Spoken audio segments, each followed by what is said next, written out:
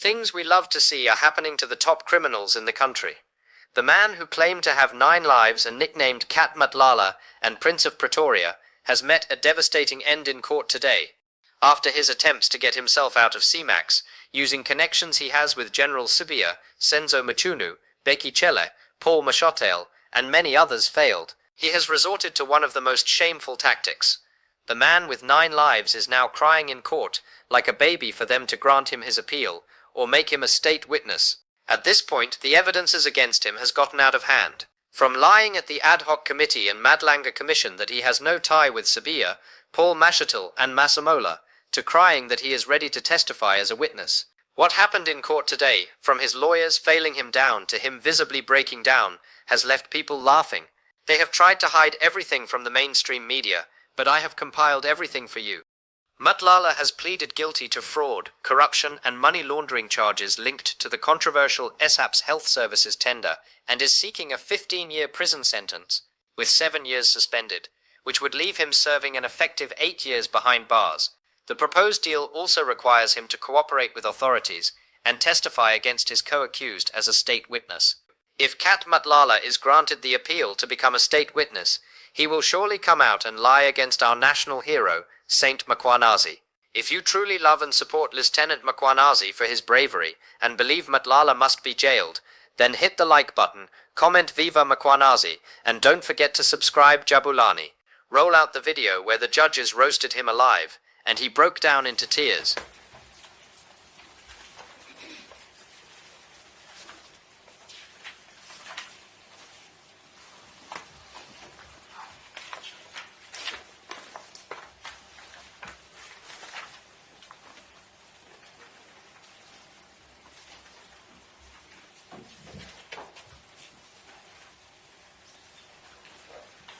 Advocate, are you able to confirm then that the prosecutor who then entered into the plea and sentence agreement with the accused persons consulted with the person charged with the investigation of the case and had due regard to the nature and circumstances relating to the offence, the personal circumstances of the accused persons, previous convictions of the accused, if any, and the interests of the community, this in compliance with Section 105, capital A, subsection 1, B, Roman 1 and 2. Your Worship, I do confirm that. We have in our possession an affidavit by Senior Criminal Investigator in the Investigating Directorate Against Corruption, Mr. Sunil Belochan. Your Worship, he has deposed to an affidavit. May I have leave to hand it in? You may read it into record. As the court pleases. Your Worship, my learned friends have been provided with a copy of this document as well. I, Sunil Belochan, do hereby make oath and state the following. 1. I am employed by the National Prosecuting Authority of South Africa as a Senior Criminal Investigator in the Investigating Directorate Against Corruption. I am the Lead Investigating Officer in Silverton CAS 285/03/2026. 2. The facts deposed to herein are derived both from the affidavits obtained, documentation at my disposal, and from my personal knowledge, both true and correct. 3. The Investigating Director, as head of IDEC, authorized an investigation into this matter. 4. The accused in this matter are 4.1 Vusimuzi Matlala, accused number 2, 4.2 Medicare24 Tshwane District, Pty Ltd, accused number 2, represented by accused number 1, and 4.3 Luxo Africa Brand Investments, Pty Ltd, accused number 3, represented by accused number 1. 5. Accused number 1 appeared in the Pretoria Magistrates Court on the 26th of March 2026. 6. Accused number 1 was requisitioned from custody as he was in the custody in an unrelated matter. 7. Accused number 1 did not apply for bail in this matter. 8. Accused number 1 was thereafter served to appear on behalf of accused number 2 and accused 3 in terms of Section 332 of the Criminal Procedure Act. 9. During the first appearance of accused number 1, the accused indicated that he would like to enter a plea and sentence discussions with the state. 10. The authorized prosecutors, Deputy Director Advocate S. Manilal, Senior State Advocate R. Creel, had discussed the plea and sentence agreement with me on the 22nd of June 2026. 11. I understand that the accused will plead guilty as set out below. The charges Count 1, fraud. The charges are reflected in Annexure D, were perused by me, wherein the SAPS awarded the accused number 1 and 2, a tender in the amount of 228 million. 12.2, the SAPS paid Medicare24 Tshwane District, accused number 2, the amount of 50,310,590 rands, 68 cents in 199 payments to the actual prejudice of SAPS. 12.3, the contract was obtained by way of fraudulent misrepresentations. 12.4, the accused therefore plead guilty to count 1 as contained in the charge sheet and admit that they have no valid defense to same. 12.5, counts 2 to 4, the corruption charges. 12.6, after SAPS paid Medicare24 Tshwane District, accused 2, the amount of 50,310,590.68 in 199 payments, accused number 1 as the sole director and owner of Medicare24 Tshwane District, accused 2 and director and majority shareholder of Laxo Brand, Africa Brand Investments, accused 3, paid multiple SAPS members from the proceeds of the fraudulent tender award. 12.7. These payments to public officers being SAPS members were unlawful and intentional and constituted gratifications for their facilitation. 12.8. The accused paid one Rachel Macheng, a member of the SAPS, who was stationed in the division, Forensic Science Services.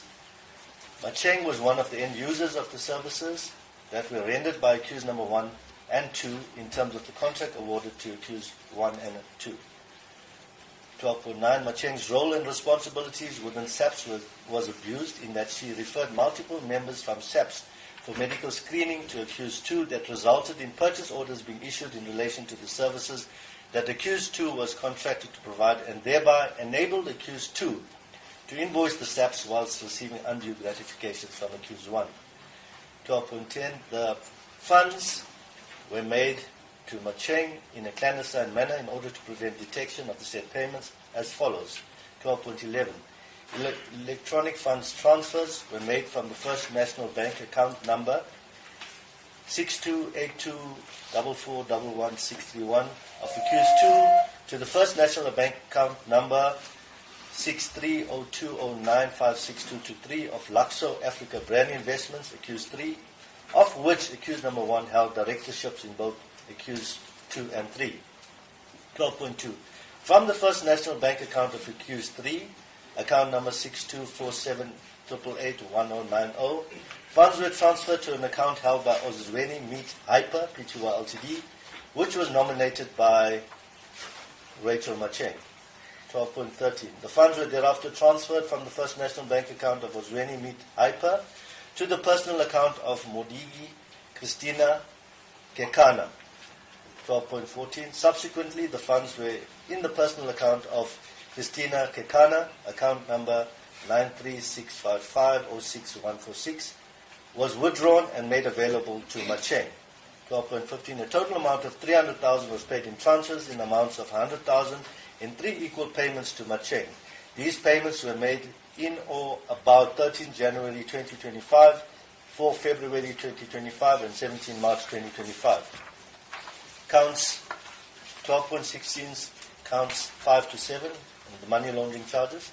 The accused, being accused number 1, 2, and 3, contravened Section 4 of POCA, 12.18, in that the movement of funds emanating from the contract induced by fraud, as set out above, through various accounts as set out in paragraph 48 above, resulted in the disguise or concealment of the nature, source, origin, movement, location, or disposition of the said funds. 12.19. The funds amounting to 50,310,590.68 received by accused 2 from the SAPS as payments pursuant to the unlawfully awarded contract constitute proceeds of unlawful activities. 13. I understand that the accused will plead guilty to all counts as attached to the agreement. 14. I confirm that I have been consulted with due regard to, amongst others, the AA, nature of the circumstances relating to the offence, B, personal circumstances of the accused, C, previous convictions of the accused, if any, and D, interests of the community. And 15. I understand that the accused will be sentenced as stipulated in paragraph 84 to 91 of the plea and sentence agreement. 16. I confirm that I have had Insight into the proposed plea and sentence agreement, and after consideration of all factors mentioned therein, I am in agreement with the proposal. Consultation with the complainant. 17. Major General Charity Matlo of the South African Police Services was also consulted to me prior to concluding this affidavit. She and I agreed with the terms and sentence. Fraud against accused number 1 and 2, paragraph 29. The accused admits that during the 31st of January 2024, the Supply Chain Management Services of SAPS advertised a tender for the appointment of a service provider to render health risk management, temporary incapacity, leave, ill health, retirement, IOD medical assessment, wellness screening, pre-employment medical assessment, external deployment medical assessment, and medical surveillance for a period of 3 years with a closing date of 19th of February 2024. 30. Accused number 1 and accused number 2 admit that the contract was secured by way of a fraud as follows. 30.1. On 11 February 2019, accused 2, represented by its then sole director and shareholder accused number 1, concluded a franchise agreement with Medicare Holdings, represented by 1 Michael Johannes van Wyk, the franchisor of Medicare24 Holdings Services. 30.2. On 13 February 2019, as agreed with Mr. Van Wyk registered a company named Medicare24 Tshwane District Pty Ltd. Accused number 1 was listed as the sole director and shareholder of accused number 2. The business address of accused number 2 was listed as 103 North Rand Road, Bardeen, Boksburg, Gauteng. 30.3. On 14 February 2019, accused 2 was registered and incorporated as a company in terms of Section 14 of the Companies Act 2008. 31. During March 2019, accused number 1 approached Van Wyk, who was the Chief Executive Officer of Medicare24 Holdings Services, and had discussions with Van Wyk regarding his intentions to secure the tender by using the purchase of a franchise from Medicare Holdings. This was intended to resemble an arrangement and or act or conduct that directly or indirectly undermined or frustrated the broad-based black economic empowerment requirements of the tender. As they subsequently agreed that, 31.1, accused 2 would later, during February 2024, fraudulently bid to secure the SAPS contract as described here and before. And 31.2, Van Wyk with another person, Lorraine, would provide the necessary assistance in completing the bid documentation, provide access to their infrastructure, and present the lead diligence presentation to the South African Police Services in order to circumvent the tender requirements. 32. In addition to the above, it was later agreed that Van Wyk and Murray would run day-to-day operations of accused number 2, which inter alia included the appointment of a third-party service providers and submitting invoices to SAPS. 33. Accused number 1, as sole director, through the instrumentality of accused number 2, submitted a bid on 13 February 2024 in response to the advertisement for the tender. 34. Brian Neville Cartwright, a captain in the South African Police Services, who was part of the bid evaluation committee, assisted accused number 2 and 1 at various stages of the preparation of the bid submitted by accused number 2. 34.1. Accused number 1 sought the assistance of Captain Cartwright as he was part of the BEC and provided access to confidential bid information in order for accused number 1 to submit the tender bid. 34.2. In exchange for Captain Cartwright's assistance, he was provided with access to cash payments and bank deposits into bank accounts he nominated. The accused knew this engagement with Captain Cartwright was prohibited, but this was the only way to ensure that the tender would be awarded to accused number 1's company, accused number 2. 35.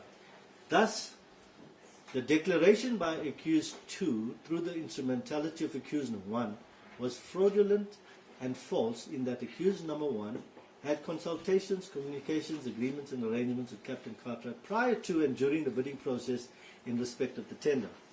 36. Accused number 1 and 2 admit that they failed to disclose the material facts that they had consulted with Captain Cartwright about the bid submitted by accused 2 through the instrumentality of accused number 1, and thus misrepresented the true facts.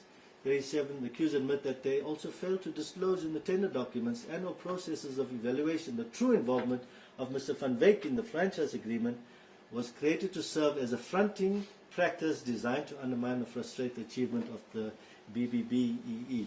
initiatives. It's from Mr. Matlala in respect of his children. Mr. Makubela is best placed to address the court in respect thereof. So with your leave, I'll allow him to address you on those aspects. Thank you. Yes.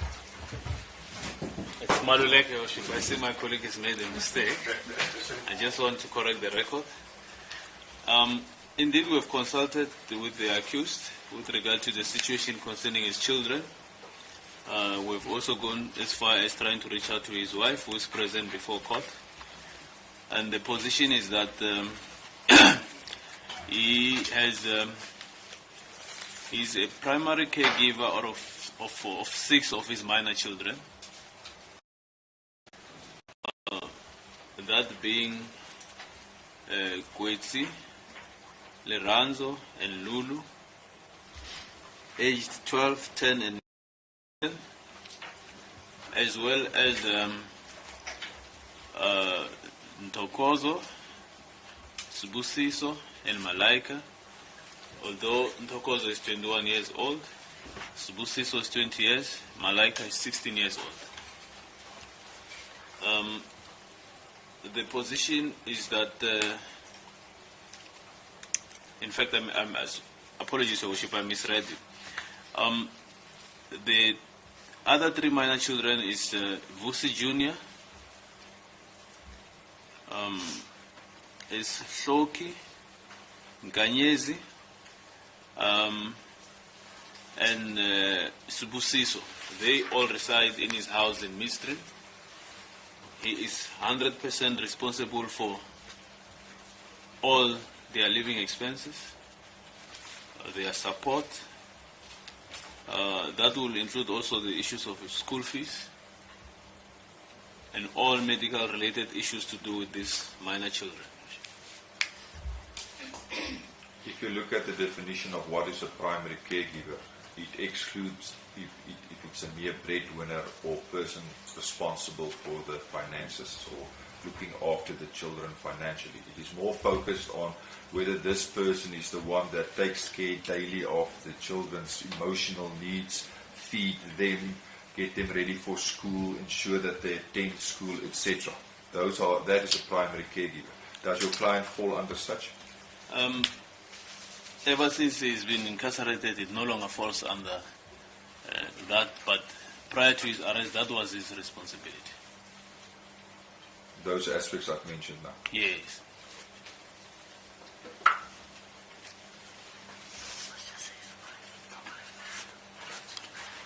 Are there then people that are now taking care of the children?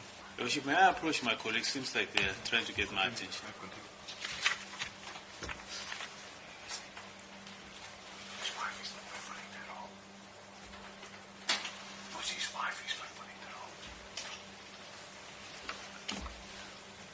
Thank you for the indulgence, Your Worship.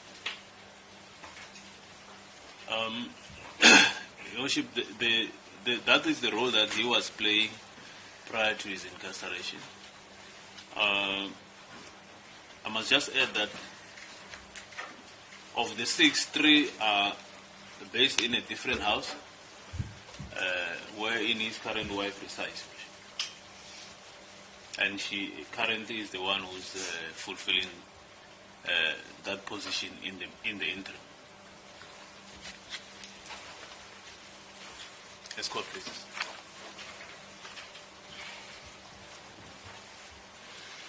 Yes, sir. How does this change everything?